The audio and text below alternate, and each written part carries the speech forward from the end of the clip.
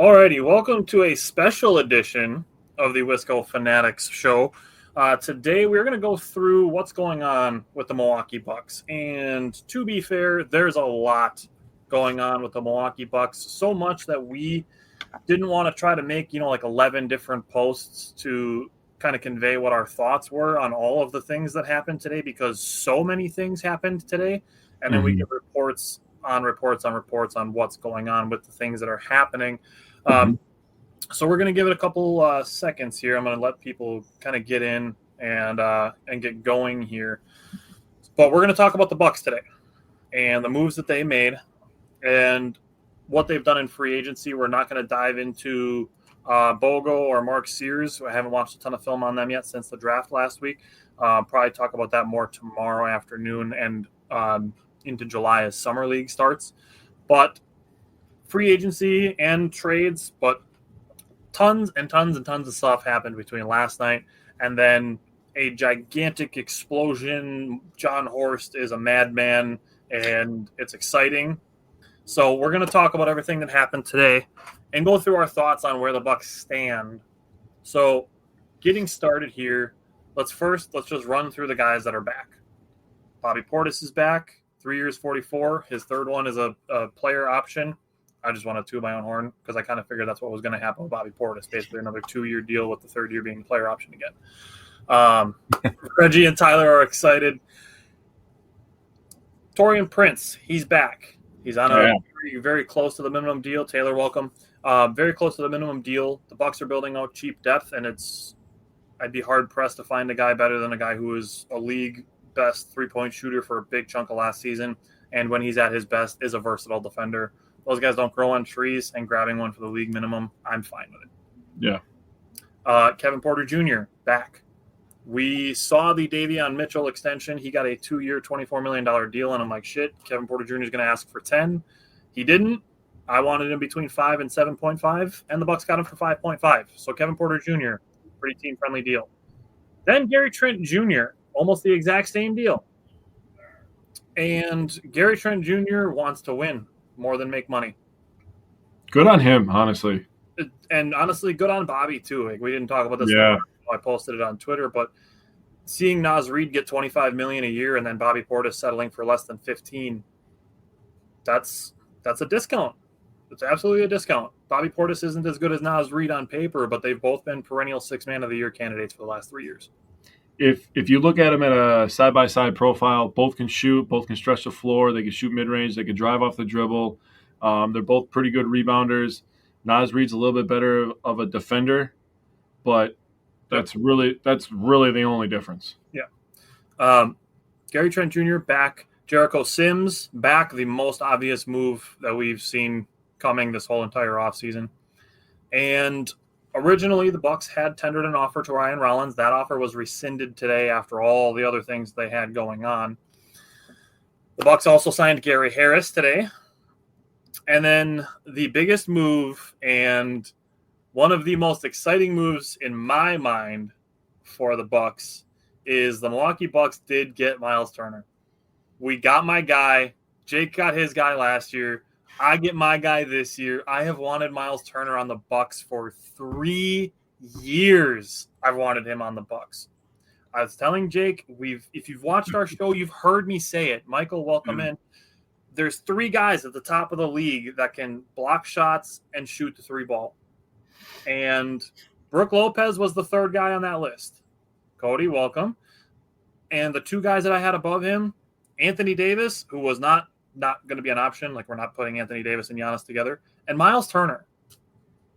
Miles Turner is the guy that I wanted the most out of anybody that I could have had in free agency. He was my dream free agent. He's a guy I've wanted on the Bucks for 3 years, and he's here. So let's backtrack for a sec real quick.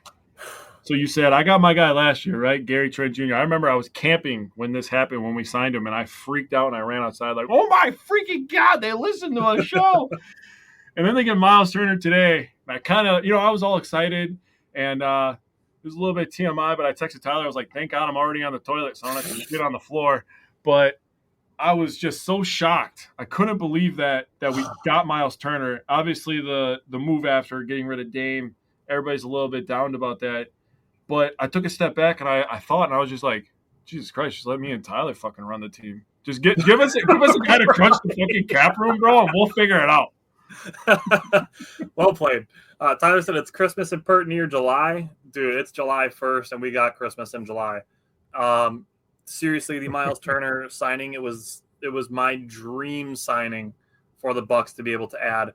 And while it is sad that Brook Lopez is no longer a Milwaukee Buck, we were talking like yesterday, like, do we get DeAndre Ayton? Like, is that what we're doing?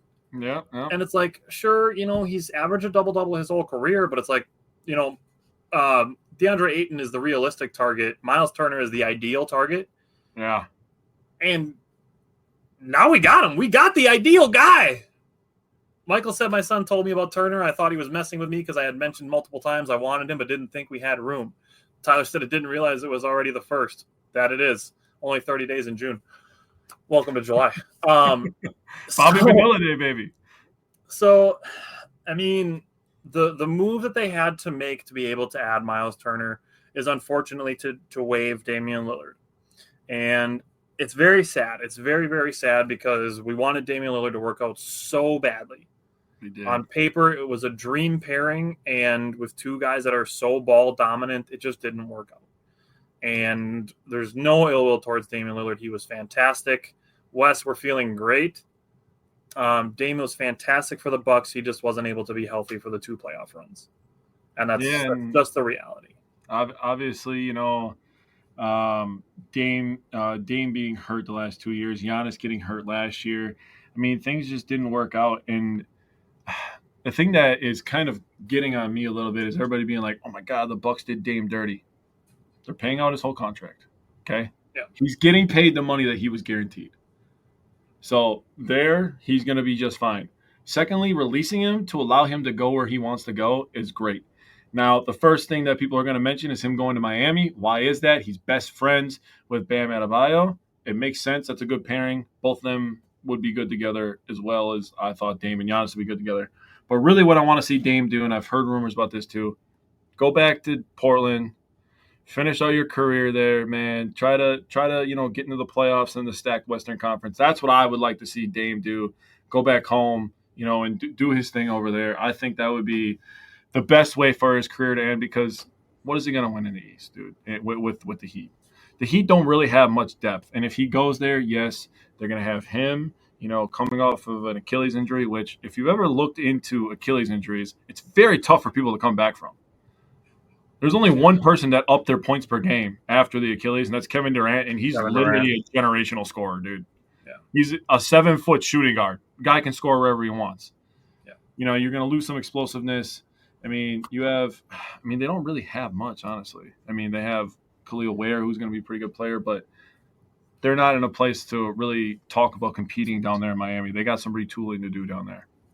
Wherever he goes, I hope he's happy. I agree. We talked about it, the impact of his personal life stuff going on as he was trying to play in Milwaukee. Yep. I can't underestimate how much that weighs on him. And we as Wisco fanatics are a very strong proponent of athletes are people, and we can't 100% take the people aspect out of it. It's not 2K. It's not like that. So the 2 ways that we can kind of look at this. One is, it sucks to lose Damian Lillard, but when the Bucks and the Pacers were playing, we already lost Damian Lillard. True. So, I mean, we kind of already went through, the emotions of losing Damian Lillard. It was just now he's officially not on the team. And that was already kind of a rumor that was possible that the Bucks were going to look to move Damian Lillard. Obviously, if he was healthy this offseason, they were going to check in and be like, hey, do you want to stay? And they were going to potentially look into some moves. And essentially what the Bucks did was trade Damian Lillard for Miles Turner without sending Damian Lillard to the Pacers. Yep. So we took Miles Turner from the Pacers in exchange for letting Damian Lillard go find where he wants to go. So this brings us to the point. Brook Lopez was a staple for the Milwaukee Bucks in the center. Very many people have said the best free agent signing in Milwaukee Bucks history. You can make that argument, certainly. And I wouldn't disagree with it. There's a bunch of questions coming in and comments on it. Cody said, how lucky are we to have such an aggressive and motivated front office? Said some moves aren't going to work out. That's life. That is absolutely. Wes said all in it to win it. Can't hate it. And Michael asked, do you guys think the mindset of being aggressive could be partially related to the new owner? I think it's partially. But if you go back to 2019, Jon Horst has not been shy about making moves. We saw him move Greg Monroe for Eric Bledsoe. We saw him move Eric Bledsoe for Drew Holiday. We saw him move Drew Holiday for Damian Lillard. And now he moved Damian Lillard for Miles Turner. He's been aggressive for a good while. What I'll say is Haslam is probably going to be willing to take them into the second apron again to get back there if the moves work out. And this is what Jake and I had talked about at the trade deadline when the Bucks moved off of Chris Middleton's contract and got under that second apron. It gave them flexibility that they have in the summer of 2025 and in the summer of 2026. The Bucks, they very well may not be done. They traded Pat Connaughton to the Hornets with a couple of second-round picks for Vasily Micic, who probably going to be let go to create a roster spot for Thanasis. Thanasis is going to be a Buck this year. Just put it down. Thanasis is coming back. And they haven't done anything with that 2031 first-round pick yet. I'll tell you, there's a free agent guard that's still out there that I wouldn't mind on this team, and his name is Russell Westbrook, and I know people are going to kind of cringe at that, but, dude, he plays defense, he rebounds the basketball, and he will push the pace. Yeah. He's gonna compete. Yeah, I'd be okay with it. Give me Russell Westbrook every day of the week because he's going to give you everything he's got. I would do it. I would take it. And like I said, they still have that 2031 first-round pick that they can trade, so they can still make a trade yet. Yeah. Reggie wants Westbrook too. And Cody brought up what I was kind of getting at with the Damian Lillard thing is, yes, the Bucks kind of mortgaged their future today. 3 to 5 years from now, the Bucks are going to be paying dead money on a player, and it's going to hurt them in the salary cap a little bit. But as far as 2025, 2026, and 2026, 2027 go, they freed themselves up some money, and they used it on Miles Turner, which is exciting. And those things, to me, in addition to getting younger, said that they're trying to reopen the window for Giannis. And unfortunately, Dame and Brooke just weren't part of that at 35 and 37 years old. Yeah. Cody said we need rebounds and defense desperately. Miles Turner's a good defender. I'm going to pull up some numbers here in just a second, and we're going to compare Brooke Lopez and Miles Turner.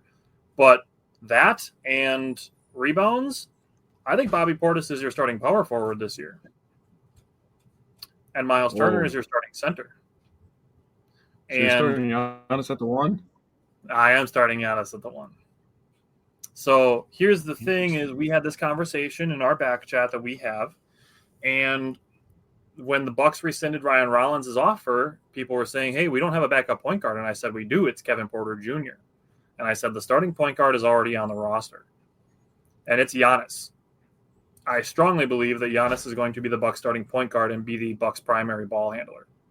And with that, I'm going to say it now. I think Giannis is a very, very strong chance to average a triple-double this year. He is second in MVP odds if you want to go bet on it. Because the Bucks, they could start, just throwing this out there, let's say they start Giannis, Gary Trent Jr., AJ Green, Bobby Portis, and Miles Turner. You spread the floor. That's all I'm saying. You definitely spread the floor. Gary Trent Jr. is a good defender. Giannis is obviously a good defender. AJ Green is not a bad defender. He needs work in team defense, but he showed that he's got some individual defensive capability last year.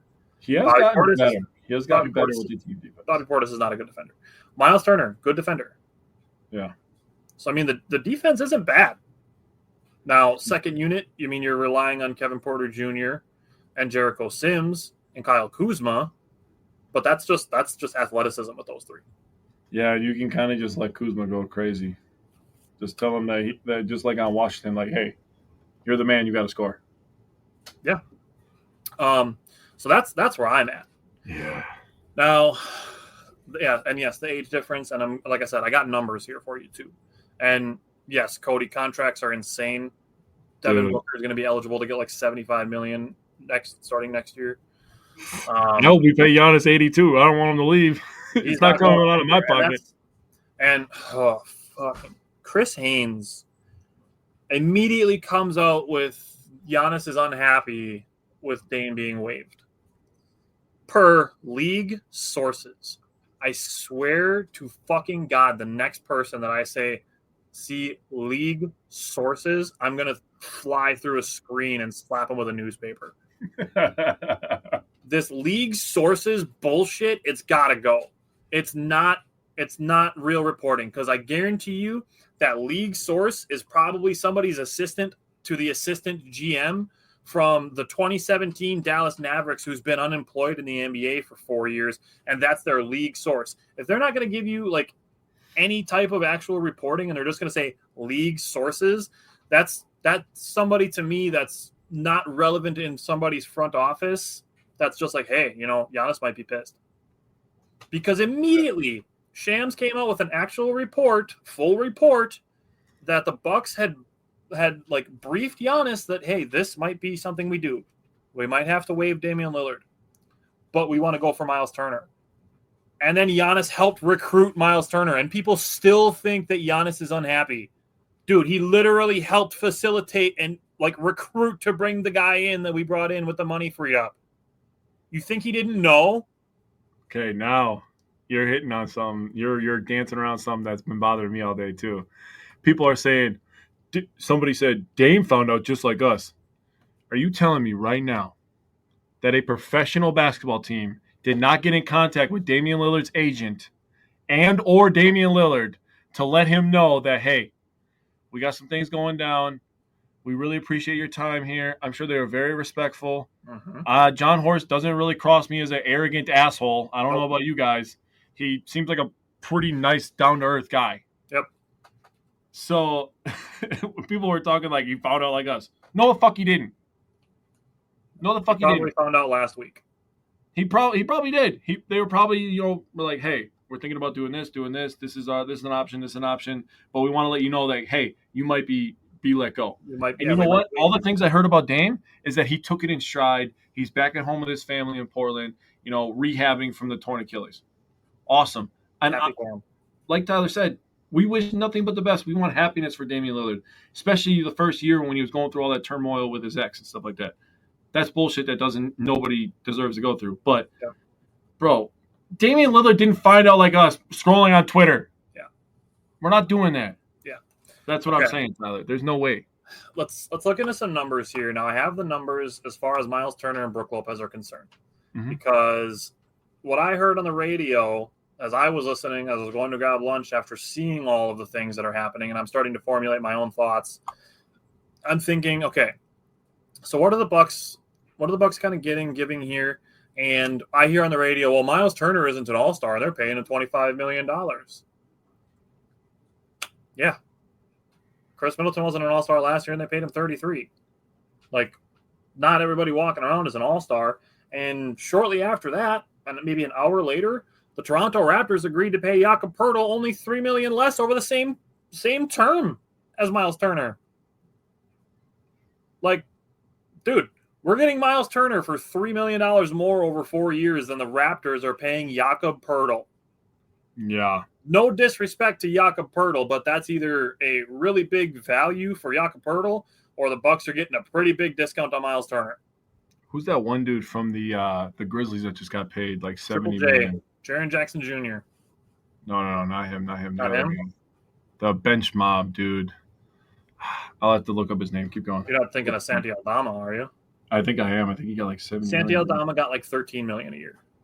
Yeah, dude, think about that. He got 4 for 52. And he's like Bobby Portis without the rebounds and the energy. Yeah, like he's just a stretch 4. He just shoots threes. He's getting $13 million. That's insane. So here we are, Miles Turner, Brook Lopez. My dad said I think they would offer him a long deal cheaper first, and he probably said no. Yeah. You mean for Damian Lillard? He's talking Dame, yeah. When I was talking about Dame. Probably not, to be honest with you, because, I mean, He's 35, coming off an Achilles. He's already under contract for this year and next year, and he has a $53 million option for the year after. Yeah. There's no way anybody else is paying him $53 million in the 27-28 season, so he's absolutely going to be opting into that. Yeah, he's going to be 38 years old. 2 years removed from an Achilles injury. So the Bucks are off of it. James, welcome in. We're talking basketball because the Bucks made 17 insane moves today. Yeah. So Brook Lopez did have the best back surgery ever. He did. Tyler asked if Duncan Robinson's still a free agent. Yes, but I think that move was done to make it so that he can do a long-term deal with Miami. I don't think he's going anywhere. Brook Lopez, best back surgery ever. Since he had the back surgery and missed most of, the 2022 season? He missed 69 games that year. And Bobby Portis started 65 games that year. Brook Lopez has been a model of health. Coming off of a back surgery, I commend him for that. Yeah. But Miles Turner is going to average more points. He's going to average more rebounds. Now, Miles Turner still not going to be putting up double-digit rebounds like a guy like, say, DeAndre Ayton was. Miles Turner is going to be playing away from the basket like Brook Lopez was. They're going to use Miles Turner in very, very, very, very, very similar ways to how they use Brook Lopez. Mm-hmm. But he's an upgrade in the ways that they do. As you can see, higher three-point percentage by about 2%. Obviously, that's good. Averages more blocks per game, averages more steals per game, both by a smidge. Brook Lopez is a better free throw shooter, has a better effective field goal percentage and box plus minus, but that's kind of due to the players around him. More points, more rebounds, similar number of blocks, slightly better three-point shooting, and he's 8 years younger. He's going to move better. The Bucks upgraded at center. Now, we can go here to defensive win shares. And we can move to defensive win shares.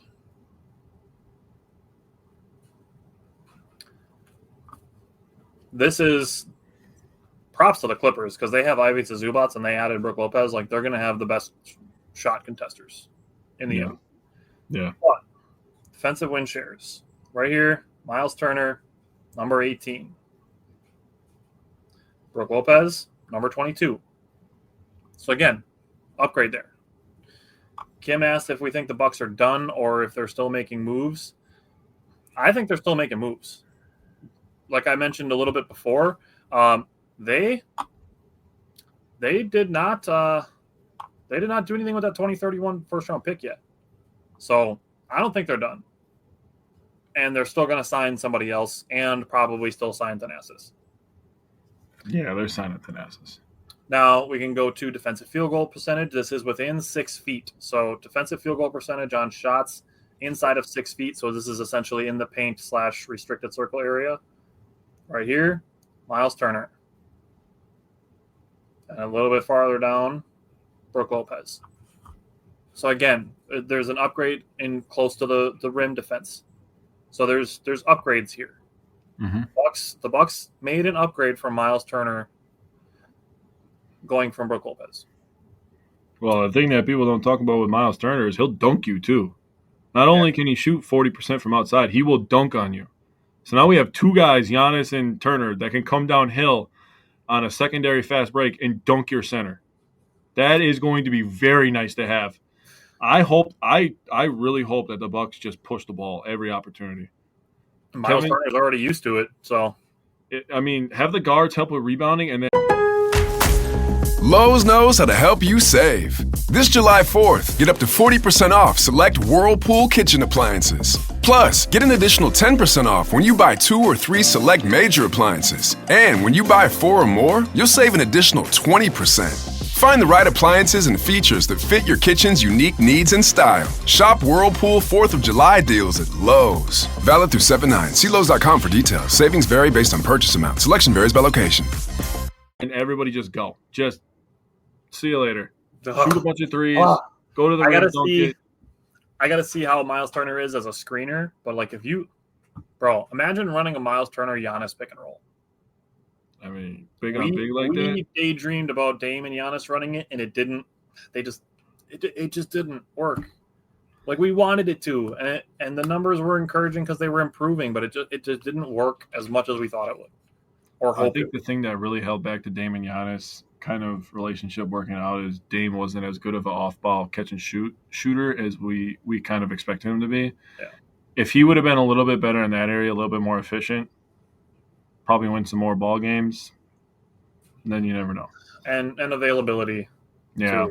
Because, I mean, even if Dame didn't tear his Achilles, he missed games last season during the Pacers series that obviously Giannis was out too. But and then this year again with the calf, and it's obviously not his fault. There's nothing he can do about getting a blood clot in his leg. Yeah. But Taylor asked the question, who will be crashing the boards if Turner will be away from the paint on defense? And the obvious answer is Bobby Portis. That's why I love the idea of starting Bobby Portis and Miles Turner. And the Bucks did bring back Jericho Sims, so they have a backup center. So my thought is to start Giannis, Bobby Portis, and Miles Turner all together. Miles Turner is your box out floor spacer, and Bobby Portis is your rebounder. James said we need to get Jake a job as a color commentator. Actually, yeah, make a perfect combo. Tyler as an analyst, Jake on color commentary. We kind of think this show works, bro. Some watch parties, we just didn't quite have the draw that we hoped we would. Offensive rebounding, I mean, I think it's still very probable that at least early in the season, the Bucks want to find out how good they are at getting back on defense now that they're younger. Yeah. Because that's why they didn't do as much offensive rebounding. And Budenholzer had them kind of doing it in his last year in Milwaukee. And Adrian Griffin came in and said, no, we need to get back on defense. And it's kind of just continued. And that's where the Bucks are at, is they needed to improve defensively more than they needed to improve on offensive rebounding. So offensive rebounding, I mean, once they figure out defense first, then they can get going on, okay, what are we going to do as far as offensive rebounding, whether it's sending a weak side guard or a weak side forward. It's all going to depend on whose hands the balls are in when shots are going up. But, I mean, they could just say, they got the quadrants and the guy up top. It could be the guy from the weak side corner, takes a shot at an offensive rebound. I mean, it could just be a team feel thing. But they have to have defense and transition defense figured out before they figure out offensive rebounding. Well, there's another – I understand lots of Bucks legends getting rid of Chris Middleton. Guy had no knees and no ankles. Nobody has knees and ankles after that many surgeries, okay? It is what it is. Brook Lopez – I still hope he plays well. Me too. Brook Lopez, father time, undefeated. He's getting older. He's getting slower.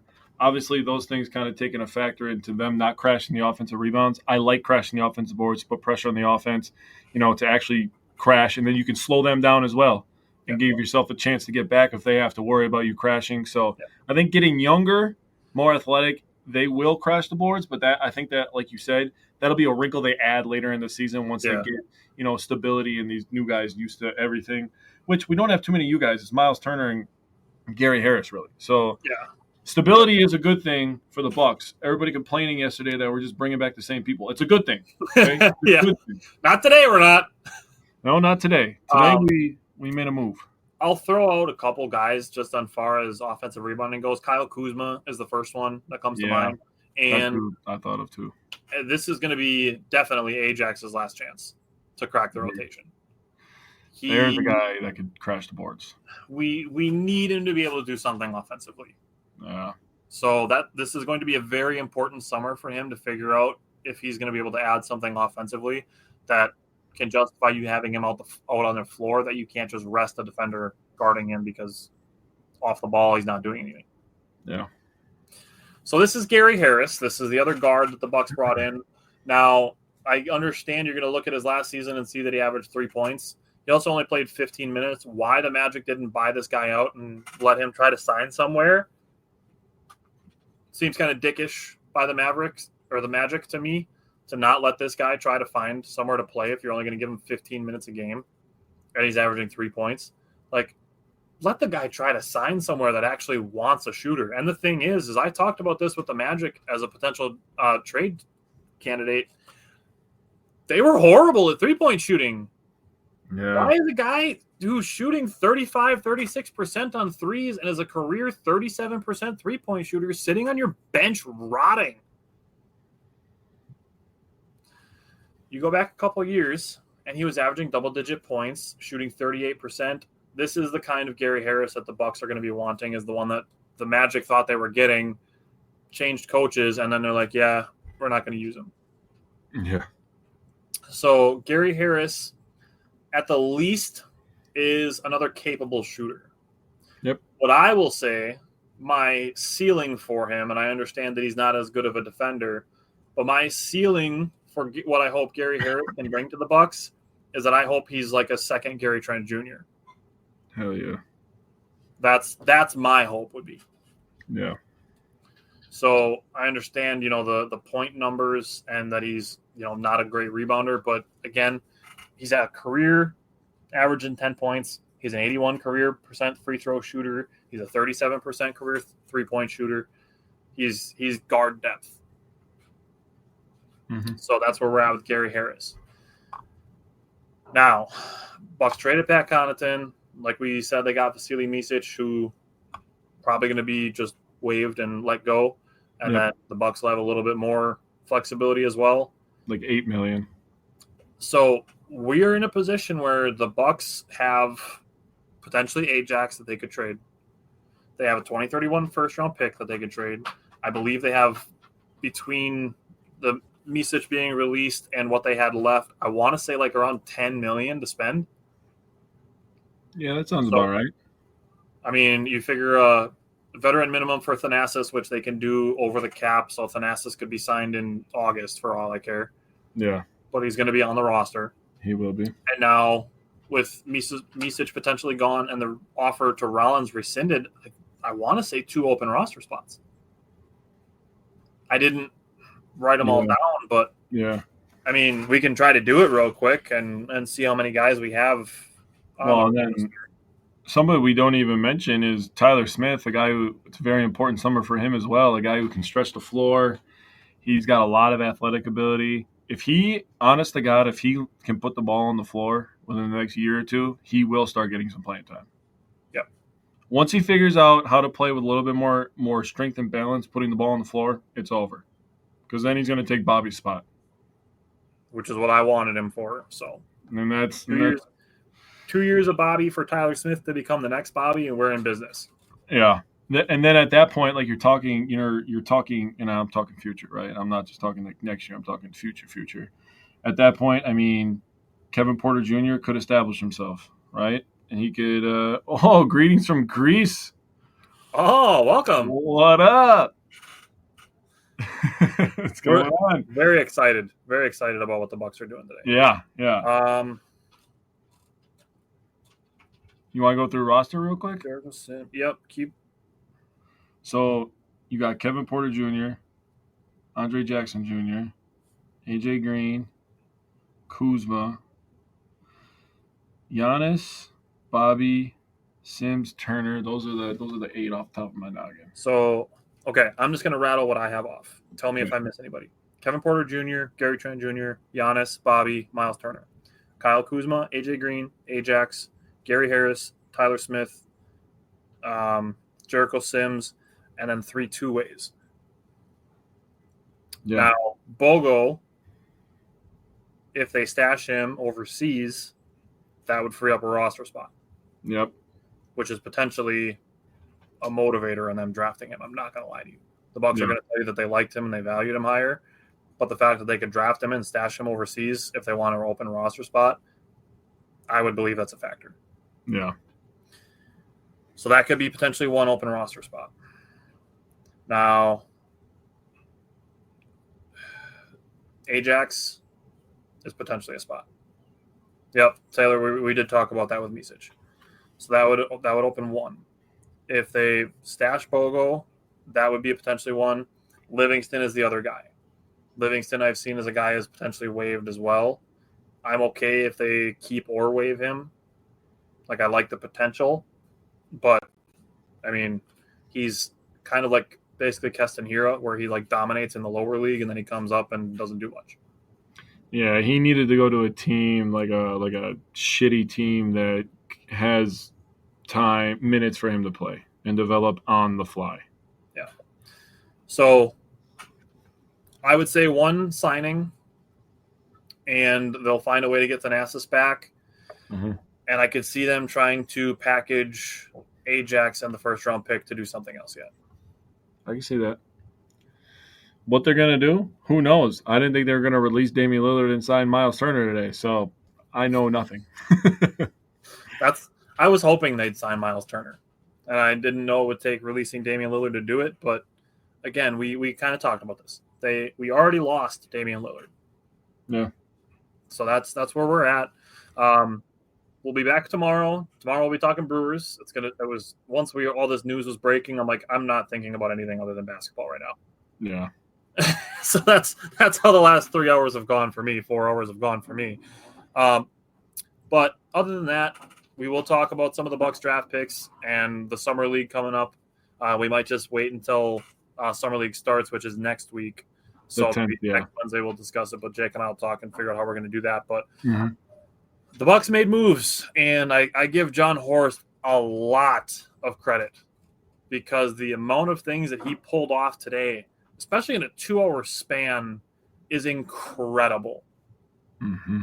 I cannot imagine the amount of work that it took for Jon Horst and the Bucks front office to be able to pull off everything that they did today and make it work within the NBA salary parameters. He probably ended up like that meme where that guy's sitting there. I mean, I was thinking of Bruce Almighty when he's just. Oh yeah, there you go. That's what Jon Horst did, and we both said it that when Jon Horst's contract was extended, we knew that Jon Horst and Giannis were tied together. And what Jon Horst did today, coupled with what he did yesterday, is he made the Bucks roster significantly younger. And Taylor Jake was getting from the Always Sunny in Philadelphia, and made the Bucks roster significantly younger. And in that process, I believe extended the window for the Bucks to try to open the window a little bit longer for Giannis. Yeah, like Brad Pitt in Moneyball when he's munching on the popcorn and he spits out all the popcorn kernels to keep wheeling and dealing the trades. Honestly, I'm excited. Like, obviously, not having Damian Lillard, we didn't have Damian Lillard. We already didn't have Damian Lillard this year. The earliest we were probably going to be able to get him back was maybe January, and at 35 years old, they probably wouldn't have rushed him, so we're looking at like the All-Star break. Yeah. Trevor said, I think we should have kept Rollins. He's a good fit for the team. I mean, he's not a bad fit, but I think if they have cash, a little bit of cash to spend, I think there's upgrades available. I did like Rollins. I liked Rollins a little bit more than Tyler did, but I do agree with Tyler in this one where if you can make an upgrade with the little bit of money that they were going to pay Rollins, if that's what is holding us back from an upgrade, I'm not going to question Jon Horst. And I want people to take a step back and appreciate the GMs in this state. We've talked about this before. Yep. Jon Horst, that guy's always going for it. Love that. He's a super hyper aggressive. Always been that way. Love that. You think about the Brewers. Now, Matt Arnold has to do it a little bit different way because of the money situation that happens in baseball. But, dude, Matt Arnold, fucking stud. And talking about the Brewers real quick, give you guys a little bit of recap here. We got Freddie and Mizorowski back-to-back against a Mets team that has been very bad the last couple of weeks. But they have the best record in baseball at home, so that is a little bit of an equalizer. But we have our two best pitchers on the mound. Hopefully some good news with Woody coming back soon as well. Then you think about the Packers. Good has done nothing but win since he's come here. Yeah. Nothing but win. Super Bowls. He drafted the backup franchise quarterback. He got Matt LaFleur to come in, and Matt LaFleur is very, very underappreciated in this state. Yep. Matt LaFleur is a stud. I want people to understand that. Just saying, the GMs in this state, phenomenal. And I think McIntosh is doing the right things at Wisconsin. He's kind of the GM, as you would think of it in as the AD. Sports. He's done the correct things, I think, trying to be aggressive, with the football team and the basketball team, volleyball team, etc. The GMs in the state are phenomenal. Yeah. And,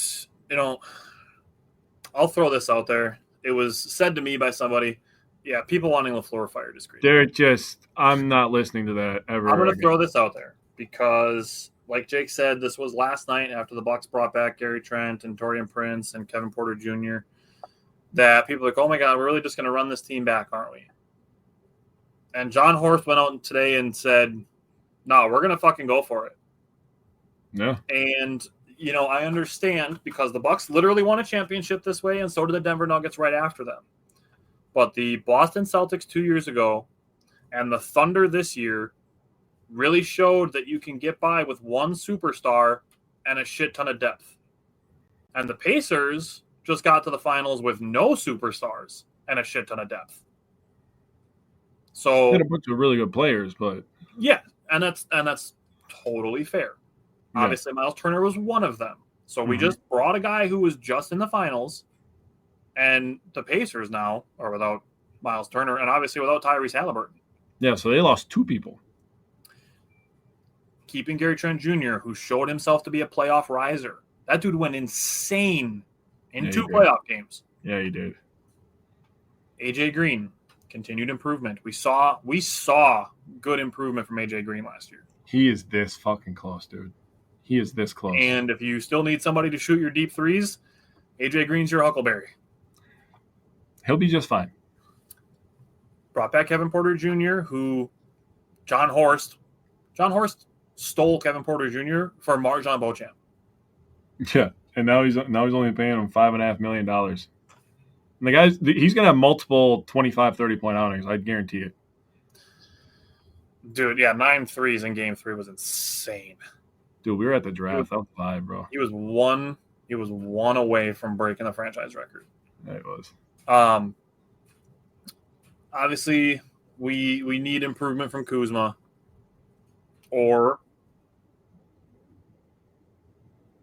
maybe, heard the Bucks were shopping him. So there's an option there. Jake and I talked about it when we did our transaction potentials. And Jericho Sims as your backup center, I like it. Bobby Portis, we know what we're getting from him. We're getting a double-double every game. A guy that can switch on defense. He can catch lobs. So, I mean, yeah, I like Sims a lot. He fits with the team what they needed. I'm hoping Pete Nance sticks around as well because I like him as like the third string center. Yeah, he's a good project player. I like that as well. And I like his athleticism. So, I mean, Gary Harris brought in his depth. Taurean Prince kept in as depth. I mean, there's depth here. The Bucks, I mean, if Gary Harris can fill a role the way that like Andrew Nembhard did for the Pacers, the Bucks have the depth and a superstar in what we know is a wide open Eastern Conference. We have the best player in the conference. I'm not arguing with anybody. It's easily. We have the best player in the conference, and we just added depth. We have a chance. And 2019, we saw Kawhi carry a team to a championship. Yep. We've seen it done. We saw Curry carry a team to a championship recently. And before anybody says anything about Pascal Siakam, he was not known as this Pascal Siakam at that time when Toronto won. Project P. He was pretty good. He had some moments, but yeah, he wasn't the name that he is today. Pascal Siakam today would have been Finals MVP if the Pacers won Game 7. It's fucking A, you would have. Even if Tyrese Halliburton was healthy. Yeah. So the Bucks, they got younger, they got deeper, they flattened out kind of the talent around Giannis and spread it out a little bit more, which what we just saw in the last year finals between the Thunder and the Pacers is how you're going to win championships today. Yep. You're going to win it by having like a 9 or 10 man rotation instead of like a 7 or 8. And that's what the new CBA wanted. The new CBA that's true. Didn't want super teams. They wanted everybody to have a superstar because they want to be able to market every single brand. Every team, although ESPN doesn't understand that because they still want to take Giannis out of Milwaukee. But they want every brand to have their own guy, right? Yeah. And that's totally fine. I like the Miles Turner signing next to Giannis. That's going to be important. I have to respond to Steve because I have something funny I want to say. The funny thing about Entitlement Town and Packers fans that live there is Entitlement Town is where their head is shoved up their ass. I had to say that, dude. I wanted to say that for so long. Trevor said, I think Turner's finals experience could be really important if we make it there. He knows what has to be done and knows how it needs to be done. So do Giannis and Bobby. And people Doc. don't like it. That's what I was just going to say. So does Doc Rivers. And people are going to be like, ooh, I don't like Doc Rivers. Like, understand he's been there. Obviously, the experience is there. And here's the thing. Giannis Antetokounmpo loves Doc Rivers. I am not in a position to question Giannis. And here's the other thing. Here's the other thing about having Doc Rivers is he gets Rajon Rondo around the team, and Rajon Rondo gets to mentor Kevin Porter Jr. this entire offseason. That's something that people are not talking about. Also, I have news from the Brewers game. They are rained out today. So I think they're doing a doubleheader from what Doubleheader tomorrow. All right. So the Mets get to go from – so I just talked about Freddie and Mizorowski. They get to face them both in one day. Lucky them, dude. Lucky them. They get to do what the Cubs the Cubs didn't want to do last week. Trevor, I agree. I was actually very excited to watch the Brewers today. I was like, oh, yeah, dude. That one day off, That's why we were doing this now and not tonight, because we're like, oh, we got a Brewer game later. Yeah. Oh, well. That's okay. Just more time to sit on basketball, really. Yeah. So, yeah, this isn't the last we're going to talk about it, obviously. We're going to have another conversation in the beginning of the year when we get, ready to start doing primers and stuff like that. But the amount of moves that happened today, we wanted to jump on and talk about it and instead of trying to make, 18 different posts about all the moves that made today. We wanted to get on and give our thoughts and get some input. So we appreciate all the comments and everybody that took the time to jump in and watch as well. It's a new day for the Bucks. We've been through kind of a couple of these transitions where the roster kind of really shakes up, but I would say this is probably the biggest roster shakeup since the year before the championship. I really think this is a bigger roster shakeup than adding Drew Holiday. I really do, because I was kind of just bringing in one guy to create a big three, and the Bucks, they let one guy go and brought in a lot of guys and kept a lot of their same guys, and still have the ability to add some more yet. Last topic of discussion.